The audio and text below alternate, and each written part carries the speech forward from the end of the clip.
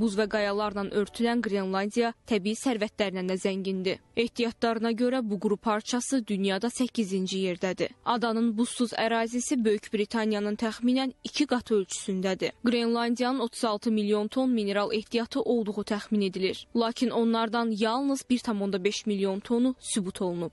Bu, iqtisadi cəhətdən sərfəli ehtiyat hesab olunur. Dünyada ən böyük uran yataqlarından biri də bu adada yerləşir. Qrenlandiya elektrik infrastrukturu üçün əhəmiyyətli sayılan mis, qrafit, gallium, wolfram, kobalt, nikel, sink, qızıl, gümüş və dəmirlə zəngindir. Bundan başqa, bu ərazidə platin, molibden, tantal və vanadiuma da rast gəlinir. Adada təxminən 31 milyard barel neft ekvivalenti həcmində karbohidrogen ehtiyatı var.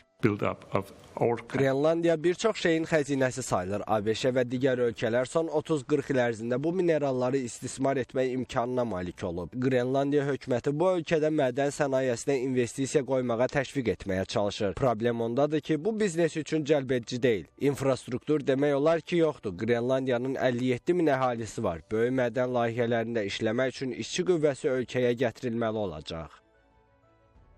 Adadakı minerallar əhalinin diqqətindən kənarda qalıb. Nə Kopenhagen, nə Brüssel, nə də Qrenlandiya hökuməti layihənin həyata keçirilməsi üçün bütün güclərini səfərbər edib. 2009-cu ildə Danimarka adanın təbii sərvətlərinin idarə olunmasını Qrenlandiya xalqına təhvil verib. 12 il sonra isə Qrenlandiya hökuməti nadir torpaq elementlərinin radioaktiv uranla qarışığı səbəbindən mədənin tikintisini dayandırıb. Son 16 ildə isə adada kəşfiyyat icazələrinin sayı artıb. Buna baxmayaraq, Qrenlandiyada hazırda yalnız 2 böyük mədən fəaliyyət göstərir. Bütün elementlərin çıxarılması baş tutarsa, Qrenlandiya əsas strateji metallar istehsal edən ilk Avropa ərazisi olacaq.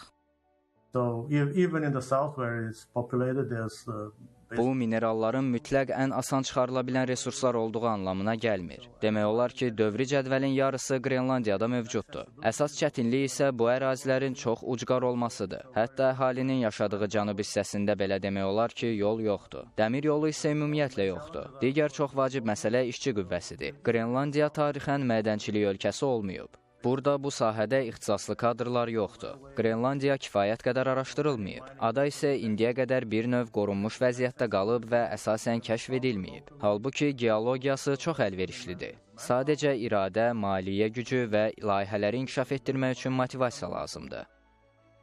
Buzlaq ərazi mineralların tam araşdırılmasına imkan vermir. Əhəmiyyətli geoloji ehtiyatın hamısı tədqiq olunmayıb. Çünki bəzi ərazilərə hələ də yollar çəkilməyib. Nəqliyyat demək olar ki, gəmi və təyyarələrdən asılıdır. İnfrastruktur çatışmazlığı isə ciddi problem yaradır. Buzlaqla örtülü olması və ada üzərində hakim olan soyuq hava asfalt yolların çəkilməsinin qarşısını alır. Həmçinin mineralların əksəriyyəti ucqar ərazilərdə yerləşir. Həmin ərazilərdə isə həm buz qatı, həm də ilin əksər aylarında qaranlıq hökm sürür. Eyni zamanda kəşfiyyatdan hasilata gedən yol da bahalı və risklidir. Proseslərin həyata keçirilməsi üçün əraziyə ciddi sərmayə yatırılmalıdır. Lakin qlobal istiləşmə bu baxımdan ehtiyatdan istifadəyə bir qədər kömək eləyir. Buzlar əridikcə mineralların axtarışı və emalı da müəyyən qədər asanlaşır.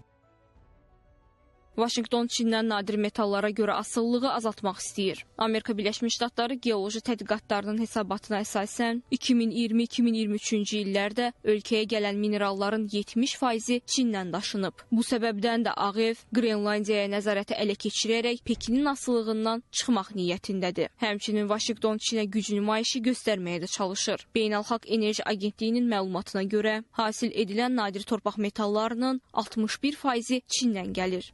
Pekin ölkə emal mərhələsində qlobal istehsalın 92%-nə nəzarət eləyir. Lakin Amerika Birləşmiş Ştatları Qrenlandiyaya nəzarət edəcəyi təqdirdə bütün mineralları tədqiq edə bilməsi sual altındadır. Çünki nadir minerallar iki cür, ağır və yüngül olur. Birləşmiş Ştatların isə ağır nadir torpaq elementlərini çıxardıqdan sonra onları ayırmaq imkanları yoxdur. Bu səbəbdən həmin ehtiyat Çinə göndərilməlidir. Hətta Kaliforniyadan çıxarılan belə elementlər ayrılması üçün Pekinə göndərilir.